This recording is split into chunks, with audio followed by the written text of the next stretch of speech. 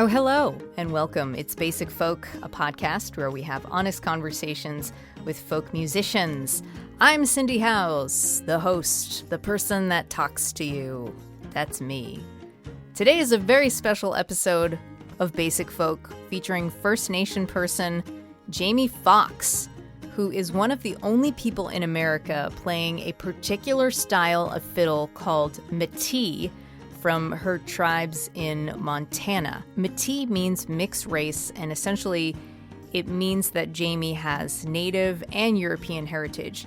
She grew up on a reservation in Montana, being able to celebrate both sides of her heritage. Jamie explains how the Métis developed their own culture and how that fit into music, especially the fiddle, which is her instrument. She and her brother learned at the feet of a local legend, Morin, who would make them practice tapes that explained the importance of the music. This is truly a special episode of the podcast because Jamie's mission is to preserve her style of playing and also the insights that she offers on her background. Previously, she has traveled around to camps and festivals teaching the music of the Métis. Jamie doesn't have recorded music out there, so she's not here promoting anything, and it's really just an opportunity to learn something new about her culture and get to know this truly fantastic person. I'm so honored that she's on Basic Folk today. We're going to take a listen to a clip of Jamie playing the Louis Real reel, and then we'll get to our conversation with the incredible Jamie Foxx on Basic Folk.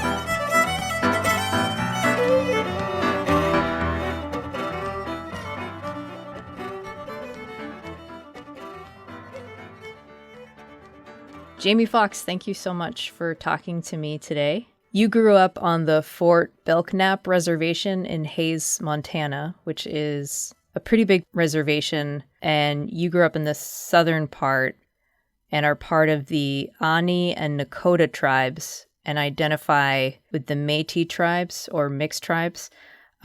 Firstly, can you talk about what your living situation on the reservation was like and explain Métis? Yeah, living situation, just how I grew up in our house. Yeah. And, a lot of people have that question because they've never been on a reservation. So they're like, ooh, what is it like? Do you guys still have teepees? Or is it the poverty-stricken place that, you don't have running water? It's always being bombarded with those questions first. So to be asked that question was actually refreshing. In a way, because people already have that thing in their mind of oh, it must have been so hard to grow up on the res, But actually, in Hays and the whole reservation, majority of it is what you would see in a small town community in the rest of the United States or North America.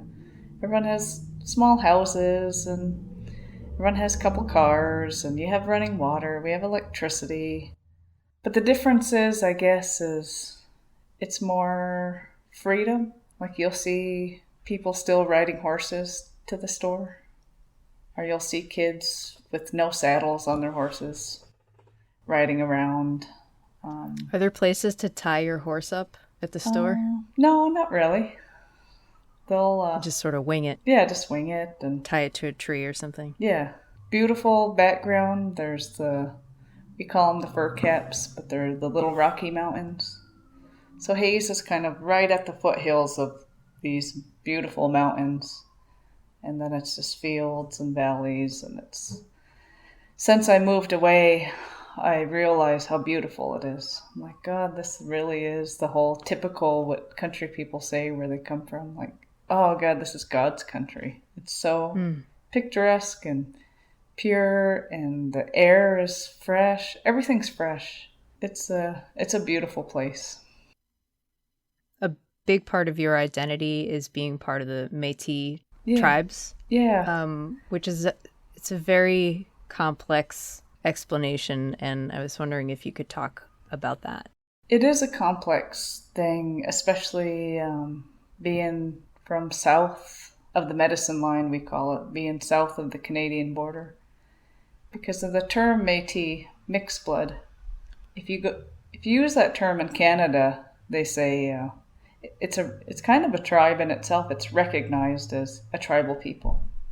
But just, an hour south of the border where I grew up, it's in the United States, it's not a tribe at all. A lot of people don't even know the term. Some of it is known as a term, but no one wants to be a part of it because in the States, and Montana particularly, it's kind of like you're just native or you're non-native. There's no in between.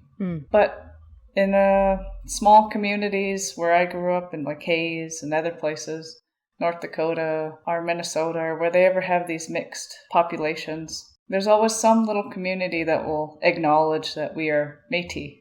So even though it's not a federally recognized tribe nationally within the United States, we still will refer to ourselves as, we're Métis. Even though I am part of a recognized tribes as Aaniih and Nakoda, and within the government system of us putting natives, stating what we are. Even though I could identify with those, I identify also that I'm Métis.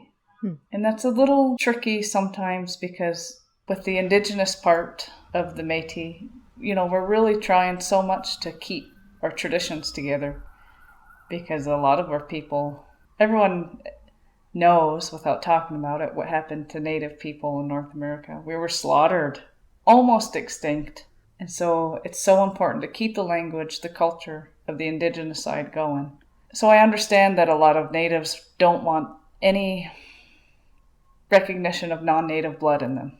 But then there's some of us who do, like myself. I like both sides. And I'm comfortable saying that I'm both. And I grew up in a community where it was comfortable to be both. And that was... When you say... Sorry to interrupt. When you say both sides, you mean like the native side and then the European side? Exactly. Yeah. I am most comfortable, I guess, if you had to pick sides, and maybe I'm saying that because it's so ingrained in us as Indigenous people in the States to say that I am only Native, or I don't know. It's the identity of like, what are you? What did you grow up in? I grew up in a very Native population. So I do feel more at ease being like I'm Native. But also I know I'm not. I'm mixed with French and Scottish. But I don't really know like the French culture or the Scottish culture as much as I do the Native culture. But with the music and the dancing we grew up with the fiddle tradition, that's where I'm like on the fence post of like, oh, I'm actually both. The Métis are descendants of First Nation women and fur trade workers, the men, of European ancestry, which started in the 16th century. What significance is there that the Métis maternal ancestry is native versus paternal being European? And do you think that translates into the style of fiddle that developed? Yeah, I think it definitely, developed a music that it's familiar, but it's new. It's just like when First Nations mixed with another blood type, maybe it's Scottish or any type of European who were fur traders, you got two cultures that collide together. And us being humans, we have so much similarities, yet there's that little spice that you add different things. So if you listen to Métis fiddling, I always have people say like, oh, I could definitely hear it sounds very Irish or Scottish, or it sounds like a French Canadian, but it's different. And they all say, what is that difference? And I was like, well, I think that's that difference of that different sense you're hearing is the native sense of European music. We say we take one of their reels or their jigs, but we either add some beats or we leave out some beats, and we don't do that intentionally. It's just how we hear the music as Indigenous people. And so like... Is there any way to explain that a little bit more? Yeah. And this is not from research at all. This is just from what I think growing up. So it's nothing, I didn't read or study anything about this. It's just from playing music and hearing other musicians. The best way to describe it is, so on the European side, they have music that's written down and sheet music. And there's rules to that kind of music. There's bars and so many notes in a bar, and it's squared up to be, a structured music that has parts to it. But if you go to the Indigenous side of music of North America, and that's just generalized to like the European music stuff, it's infinite. There's no structures or rules really. And it varies from tribe to tribe. The songs we sing and the music is very free. Like say a song we'll have 3 parts to it. The beginning could be really long. And then the middle, the big part of the story, maybe the body of the story, the second part is very short, but the ending is longer. Or it could be, it's varied. It depends on who wrote it and what kind of tune it is. There's no rules. So when natives heard this fiddling for the first time, I bet it was so different, and eventually with mixing of cultures. Some natives got some fiddles and heard these tunes, learned them as best they can, but with that mentality of having no rules, we make up our own sense of the tune. Like, we don't need this part. Actually, I'll add a few more to this part. It sounds better. And with that, everything changes in the structure of music. You get different syncopation. You get different... Maybe we've changed these 6/8 jigs to very crooked reels. Maybe we needed a tune that we could step dance to, so we changed a tune for that. Even though it's the same tunes of these European immigrants, we changed it into our own culture. That's what Métis music and culture is. It's just a mixture of the two coming together. I heard you talking on the podcast Get Up in the Cool, which is a very fine podcast. Yeah. You're talking about your parents' experience where your mom was mixed, and kind of, it sounds like she grew up ashamed of her identity, but your dad knew about the Métis culture and helped her realize that there was value to Métis contributions. Can you talk a little bit more about how he helped her realize that there was worth in the identity of her heritage, and then how did those actions translate for you and your brother's cultural identity? Yeah, I think so. Starting with my mom's side, and that's when I talked in the beginning of like, what is it in terms of Métis, and I said I'm on the fence post. Well, to be on the fence post, I'm comfortable now, whereas my mom sitting on the fence post of being half Native, half European. 30 years ago, it wasn't comfortable for people to do that, to be that. It's either one or the other. So she grew up in a Native community, but she had lighter skin. So some Natives would say mean things to her. But then she'd go on the other side of the fence. The non-Natives outside the reservation, she looks Native, not fully, but she is part Native. She didn't get treated that good either. So it's like getting ping-ponged.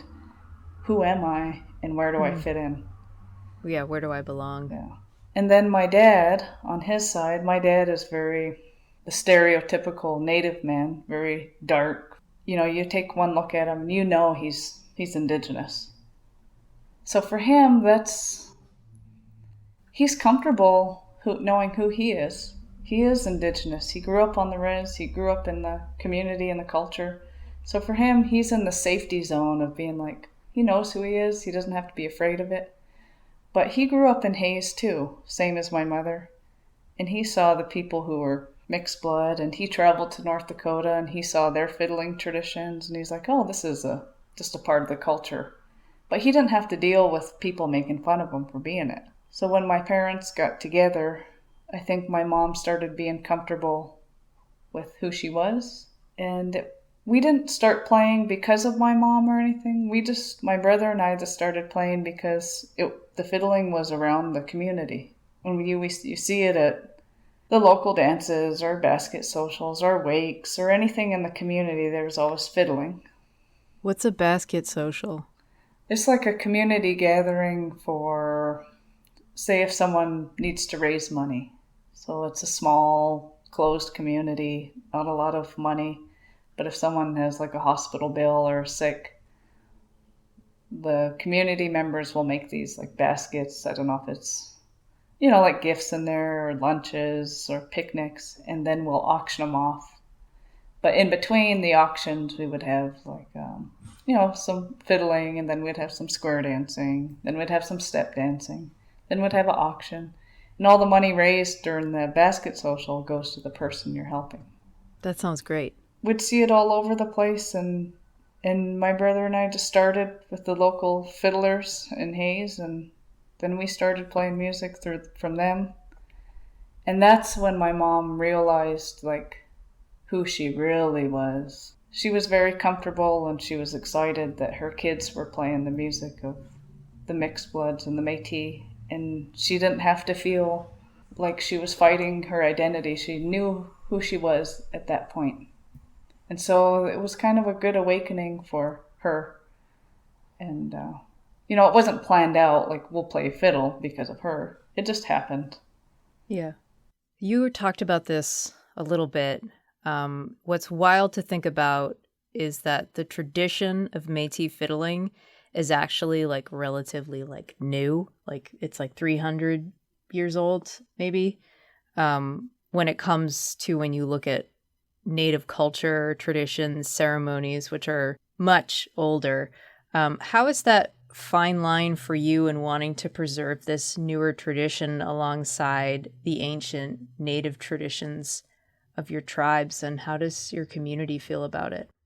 Well, if we're talking about the community in the town of Hayes and Fort Belknap, there's more emphasis on the language and the old ancient, as you would say, ancient traditions or older things, because you definitely don't want those lost. Those are more dear, and it's like antique pieces. You really want to keep the antique, because the newer stuff, it's like, it'll stay for a bit. So like the language, the ceremonies, the dances, those are very important on the reservation to keep going. But for the fiddling, it's kind of died out, and there's many factors on why that's a fiddling tradition has died out. There's old time people music, and it's a European kind of thing. It's not really, I want to say, as important. It's still very important on the reservation, I feel. A couple of years ago, I got a grant to do a little fiddle camp for 6 weeks in Hayes. And the community responded so well to it, more than I thought. A lot of kids came, a lot of parents were involved, and I got many compliments on, I'm glad that you're doing this. It's something for the kids. It's also something to bring out kids to say, like, Métis, it's okay to be mixed. Because I feel like on our res, we're very comfortable with who we are, and the sense of being Aaniih and Nakoda, now in our generation, we're very proud to say there's nothing shameful at all saying that you're Indigenous, as like before. So it was, with being the Métis fiddling on the res, I feel it is important, and they supported a lot of it. It sounds like when you and your brother were kids, the tradition of Métis fiddle was almost disappearing back then too, so it seems like it's been endangered for a little while. Yeah, and I think every Métis community maybe has gone through that. God, you go up to Saskatchewan, Alberta, Manitoba, even North Dakota, it's starting to come back. there's a lot of young kids doing it, a lot of step dancers, a lot of festivals. Whereas even in those communities, maybe 10, 20 years ago, it was only the elderly playing it. And it was getting a little scarce, but now it's booming. So here's a question. Métis is all over North America, different in different reservations. Yeah. Yeah. Okay. And then that's that's a complicated issue too to go into. Of people like, well, what is Métis? Is it a tribe? Where is the reservation? Where do they live? In reality, if you think of indigenous cultures of North America and European cultures, where they collided, that's everywhere. That's all of Canada. That's all of the United States. It's got to be like maybe hundreds of subcultures of Métis. Exactly. Yeah, it's very, it depends on who you are, I guess, if you're comfortable saying you're Métis. There's people in Washington State that identify as Métis, in Idaho and Montana and North Dakota, really more northernly along the borders of Canada. A lot in Canada. There's more than you think, because who really goes to reservations? I always ask someone if I'm playing in an audience, like, does anyone have a friend who's Indigenous or have hung out on a reservation? And I always get barely, maybe one or two hands, Like, who really has gone and talked with a Métis or Indigenous person? Not a lot of people, because it's this whole mentality of being scared of one another, or maybe I shouldn't talk to them because I'm white and they don't like me, or Indigenous people don't want to talk to non-Native people, or they look Indigenous, but I shouldn't ask them if they're Métis, maybe they'll get offended. It's a hard talk to bring up, and I think a lot of people just don't talk to each other about it. Totally. That's another podcast episode. Yeah. In itself, yeah. Yeah. All right, let's talk about little 5-year-old Jamie running around the res, pretending to play fiddle. Yeah. What do you remember about why you were drawn to the instrument at a young age? I think just seeing it in Hayes, like when my parents would go to those basket socials or something, or awake. Does your dad plays? Does your mom play as well? No, my mom doesn't play any music. My dad played guitar, and he started when my brother and I started playing to back us up. Get that family band together. The nerdy family band. Yeah, just, I guess my brother... Well, I wanted the fiddle first, and my parents got me one for Christmas, but it sat around for another good 5 years until my brother picked it up, and he could remember all the tunes being played by the fiddlers around. And then my parents were like, oh, he has an interest. But of course, that was my fiddle. Right. And I had this... That's your fiddle. Yeah, I had this, that was my idea. So then we start going to the neighbor's house and the other fiddlers around, and particularly this guy named Morin, who I think he was the best fiddler in Hayes at the time. So we would go there, and he would, it's not like he taught us how to read music or sit down with us. He'd just play tunes. And then he would play a tune and look at you and be like, now it's your turn. And, you just played as he played along, and you'd pick it up by listening. Or when you'd play at the dances, you would sit behind him and try to play along with him. In an old-fashioned man sense, he was, really proud, but he wouldn't let you know it, kind of thing. But he took the time to have us come to his house and play tunes with us. And he's also Métis. Yeah, he's clearly, because yeah. I also heard you talk about he would make you cassette tapes, like practice tapes. Yeah, he would. He was definitely an artist of poetry. He did bronze work, he did paintings, everything, and his jokes were even weird artist way. And we have these old cassette tapes where it says, like December 27th, 1999. And, there's 45 minutes on each side of a cassette tape. And he would just go on and tell stories about a tune and play it for like 5 minutes. Then he'd go to the next tune and tell about it and play it for 5 minutes. And the intention, he would say on the tape, was like, there's your practice tapes, and those are the tunes you'll learn next time you come. And do you still have those tapes? Yeah, we do. You should. I wonder if Smithsonian Folkways would probably be interested in those. Yeah, that would be interesting.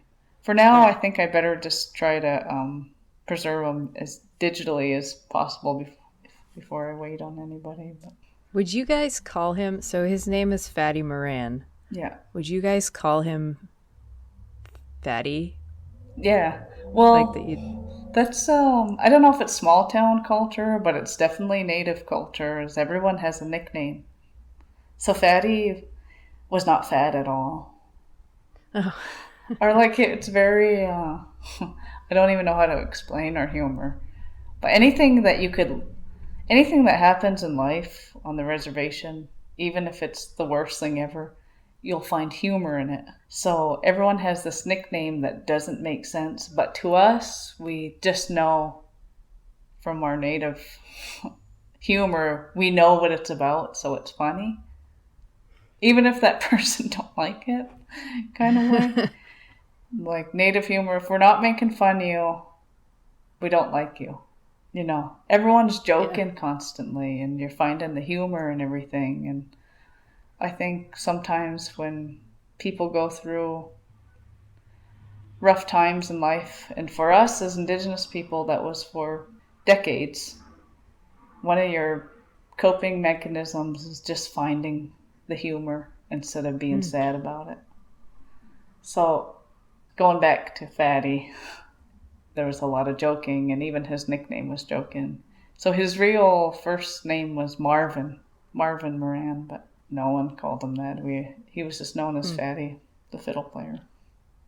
What's your nickname? Oh, I have a real nice nickname. No one really calls me it that much, but it was my grandma Ruthie, Baby Ruth. You're Baby Ruth? Yeah. Nice. I'm interested about like the style of Métis fiddle playing can be like fairly serious, fairly solemn, but also like relatively playful.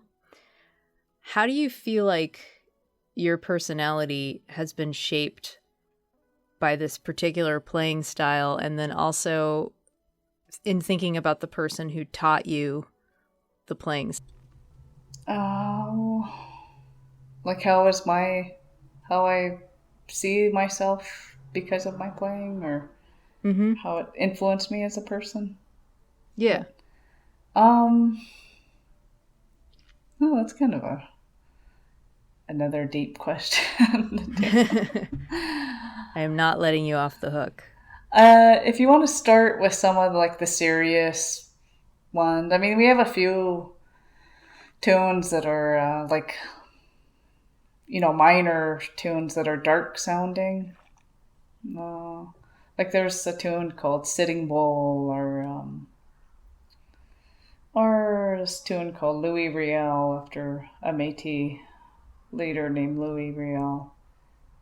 When you play those tunes, you could definitely feel the hurt or the sense of, like, you knew that they meant something to Métis and Indigenous people. Like, everyone knows who Sitting Bull is a Sioux chief, and you hear that power of like what you would imagine a native chief would be like. So when you play that tune, you have that in your image, in your mind. You're like, oh, I got to put some power behind this because it does mean something. But then there's tunes that you just play for like step dancing or a square dance, where you'll play like a reel, and it's obviously you're playing for a dancer, and you're watching them dance. So you're trying to be playful with them, and it's an interaction between the fiddling and the dancing, and just like in many other fiddle cultures. But for me to be shaped as a person, I guess and as my mom, when she found her identity, I think when Métis musicians play, it's like the best, top of the world. You know who you are, it's fun, and you're so glad to be playing. Like every Métis fiddler or musician in general, you could just see on their face, they're so at ease with themselves, because it's the natural thing to do. I don't know, it's maybe a little over the top, but that's how I see it.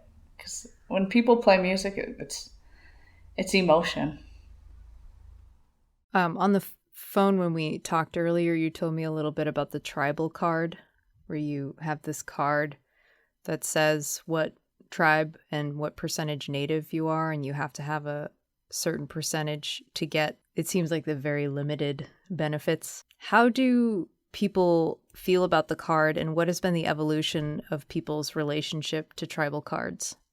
Oh, yeah. I mean, that's a whole identity thing, too. And just the idea of, like, listeners, like, what do you mean tribal identity? It's like an identification card, say it's like a driver's license. But for natives, both Canada and North America, our governments will issue you a tribal ID. It says what tribes you are, it says how much blood you are, if you are a registered Indian. It's kind of like if you were at a horse trading show and you're like, here's my horse. It's this much blood type, and it's a pure blood horse. Whereas we're the only humans in the entire world where a government states who someone is on their identity. Sure, on like the census, you could say, oh, I'm Caucasian, or maybe you do a little ancestry tree and you say, oh, I'm part German, but they don't have a card stating I'm 5/8 this culture, 5/8 this blood, but we do. And on the native side of it, it's kind of a fun card to have and say like, yeah, I'm a real Indigenous person, see? But on the other hand, it's kind of like, why do we need this card? Like, this is kind of a weird thing to be carrying around. Yeah. And then, of course, on the non-native side, the question I get asked a lot too is, oh, that's your benefits card. Well, there's not as many benefits as you think there is. Sure, if I wanted to live on the res and build a house where my house is, you don't have to pay like what you do, pay in a town, like the state tax. But everything else, I still have to pay for water, still have to pay for electricity, still have to have insurance. Same thing as a normal person. I don't get free money. You don't get anything with it other than the idea of like, oh, this is where the home of my people get to stay on this very small reservation. That's all it really is. I got out, like a lot of Fort Belknap people, you get out of the reservation for a while. A lot of us join the military, serve for 4 or more years. We come back and we get a job. And it's just like, doesn't matter what color skin we are. We're doing the same thing that the people do off the reservation. Still paying for things, still paying our dues, still... Anyway, that card does not give us the freedom that people think it does. You will often do demonstrations, workshops, camps, teaching the tradition of Métis fiddle to non-natives. What has been your experience with people's reactions to seeing a First Nation person playing fiddle in those environments, and how hard has it been to break people's biases? Majority of the time when I get invited to go somewhere like at a music festival or a music camp, it's always a great experience because it's very open-minded people at a folk festival, and they're interested in learning a different culture. And it's always, I feel so welcome. Like, it's a great experience. But then there's some places where, like, you go to like a cowboy festival and you look around and you're the only Indigenous person there. And you have the sense of, like, I don't know if it's anyone could relate to it, if you feel like a fish out of water. And it's not the same welcoming feeling of people being directly interested. It's kind of there of like, what's this native person doing here? And that's where the questions come up of like, well, what do you get for free with your card? Do I need a passport to get on the reservation? Fiddling's not a native tradition. Why do you play it? So then, it's kind of irritating to a small degree, but also, most of all, I think, like, you know what, this is the perfect chance to have a workshop. And I could definitely talk to them about it, and we don't have to get mad, and it's not a political thing. It's just a person-to-person dialogue. I always try to start out with my background of, it's kind of a crutch I use, but it's an easy, relatable thing is like, well, I did 10 years of military service. Now I'm out. And when they hear that an Indigenous person has military service, it's kind of like, oh, well, you didn't just, in their mind, they think I would just stay home and not do anything because I have a tribal ID card and I get stuff for free. So then it kind of has this little bridge of, oh, there's some similarities. Mm-hmm. Oh, this fiddling is just like, I was like, who's Irish, who's Scandinavian, whoever heard this type of fiddling? And people will raise their hand. I'm like, well, this is the same music of that, but with the Indigenous sense on it. So then they feel included of like, oh, that's my culture playing fiddle, but with a native woman putting her own touch on it. It's not scary, or it's not as weird as they would imagine. This might be a weird question, but I'm wondering about like what kind of clothing you wear when you're doing these presentations, or if you put any thought into like, all right, I'm going to wear an outfit that like, I mean, in watching videos of you and looking at pictures of you, you are like very hip style. But do you intentionally pick out an outfit if you're like, all right, I'm going to be around a whole bunch of non-native people? No, I think I try to just keep it simple and like do the whole Johnny Cash thing where black looks good on stage, But the one thing I will always wear at a presentation is I'll wear the Métis sash. So the Métis sash, it's red and has many different colors weaved in it, and that is the symbol of the Métis and the mixed blood people. They have their own style. We have our own style of sash, whereas a lot of cultures in the world have their own sashes or patterns or their tartans or something that represents their culture. The Métis sash is ours. So I'll always have that red sash on. And it depends on how you wear it. Some women, they'll wear it over their shoulder and then they tie it at the waist, and men will wear it at the waist. But where I grew up, this old cowboy showed me how to wear the sash, and he said, you wear it at your hip. And maybe people will say that's wrong or something, but for him to tell me where to put it, I'll keep that little tradition for myself, and I like wearing it at the hip. Now I want to talk about airplanes. You mentioned that you spent 10 years as an aviation mechanic in the military. I'm interested in how you got into that line of work, like where your passion for flying developed. Yeah, where it started was in Hayes, the Fort Belknap Reservation. I would see planes go by. And here's one thing for the listeners that's kind of funny is military practice airspace, like Air Force, all military aviation. If you look at their airspace practice area, they're always over Indian reservations. Because, we're not really doing much with the airspace there ourselves. But it's kind of messed up in a way. But for me, I thought it was amazing. I would see these F-16s, B-1s. I would see them so low that I remember riding my bike on the gravel road with the airplane, and I see this plane tilt to the side, and I literally was waving at the pilot as he was waving at me.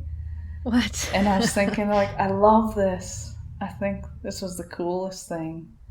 And it's kind of, as this girl on the res, and these planes are like right above our houses. It's kind of messed up, but I thought it was cool. So I always had this idea, same thing as when I was 5. I was like, I'd like to be a fiddle player. I'd like to do something with airplanes. While I was in high school, I enlisted in the Air Force and did aviation maintenance, and now got out, kind of finding myself, what kind of career I'm going to do, and now be starting flying lessons soon in September. Do you have aspirations to like fly commercial? Kind of this year of, how everyone has this idea of like, I'm going to do this, I'm going to do that.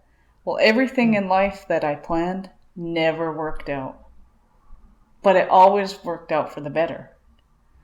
So I'm just going in there as like, I'll get my private's license, do my instrument rating, get commercial, just move on up and see what happens. I have no idea. I'm just going to enjoy it. So you're learning to fly a plane, but can you already have you flown a plane? I've taken lessons earlier when it was in high school, but the money ran out pretty quick. So I can imagine. I have a little bit. Definitely have to start from scratch again. You're the second guest on this podcast who is interested in flying. Oh, cool. I don't know if are you familiar with Livingston Taylor? He's James Taylor's brother. Oh, no, I don't. He is, I think has his own plane, and the James Taylor is like very well known for being on Martha's Vineyard, which in Massachusetts, it's an island. Yeah. So I interviewed him and we were talking about being a pilot, and I asked him like how long it takes to get to Martha's Vineyard, and he's like 40 minutes, and it doesn't matter if there's traffic because you can just, you can fly, so there's no traffic. That's awesome. Yeah. So I hope you get your own airplane. Yeah, one day. Soon. Yeah, we'll see. Well, before I let you go, we do this very silly thing on the podcast called the lightning round. Okay. Where I'm going to ask you very surface level, easy, fun questions about yourself. All right. Are you ready? All right, I'm ready. Okay, great. What was the first song you learned on the fiddle? Pretty embarrassing. Probably a tune called Rubber Dolly. That doesn't seem embarrassing. if you play fiddle, 10 years old? Yeah. If you play fiddle, it's embarrassing. Is it like, I learned hot cross buns? Exactly, on the recorder. Like one of those. It's like the equivalent on the fiddle. Yeah. Do you like Batman or Superman? Batman. What is your karaoke song? Sweet Caroline. Besides now, what has been your favorite age? Oh, good. Probably 17. What was happening then? You still have the freedom of being a kid without the bills and the adulthood. Yet, you don't have to tell your parents exactly where you are, Right. Dogs or cats or something else? Dogs. What is your coffee order? Probably French press and rum for half and half. Nice. First album you bought with your own money? Probably, this is another embarrassing thing, was probably Destiny's Child. That's not embarrassing. Yeah. I mean, it seemed about right. Yeah, yeah. At least it wasn't like Limp Bizkit or something like that. Weird Al or something. Yeah, well, Weird Al would be pretty cool. Yeah. What was your first concert? First concert was Bob Dylan, actually. Whoa. Yeah. What'd you think? It was great. My best friend Danielle and I were 16, and we wanted to go to a concert, and of course we're just teenagers, so my folks took us to the concert. Yeah, it was pretty awesome. Cool. The last book that you read? Probably a manual how to set up Apple TV or so. That's about it. That's a good answer. Star Trek or Star Wars? Star Wars. Last one. Where's the most beautiful place you've ever visited? Another bias thing is I didn't realize it till I left home, but my parents' ranch in Hayes, Montana, it's just no people, no pollution, no noise, just hills and mountains. It's the most beautiful place. Stars must be pretty good too. Oh yeah, they are. Yeah. Well, great, Jamie. This has been so awesome. Thank you so much for taking the time, and I've really enjoyed talking to you. Yeah, and thanks for asking. And we should thank Devon Leger. I call him Devon, yes. But I think he says Devon. But I think he's got a little accent in his name.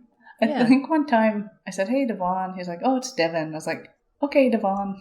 So I just call him. You got it, Devon. Yeah, yeah, he sent the email introducing. So yeah, thank you so much, Devon. And you should call Jamie Jamie. Yeah, Jamie or something. Yeah, Jamie. All right, cool. Well, let me know what my nickname is going to be. Yeah. Okay. If you so choose to give me one. Yeah, I'll give you. Right. Well, thank you. All right, thanks.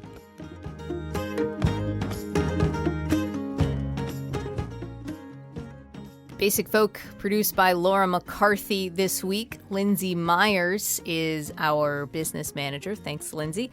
Alex Stanton of Townspeople does our music. I'm Cindy Howes. Basic Folk is proud to be on the American Songwriter Podcast Network. You can find all the episodes of Basic Folk wherever you get podcasts, and you can find all of them at my website, cindyhouse.net. Thanks for listening, and we'll talk to you later. Bye.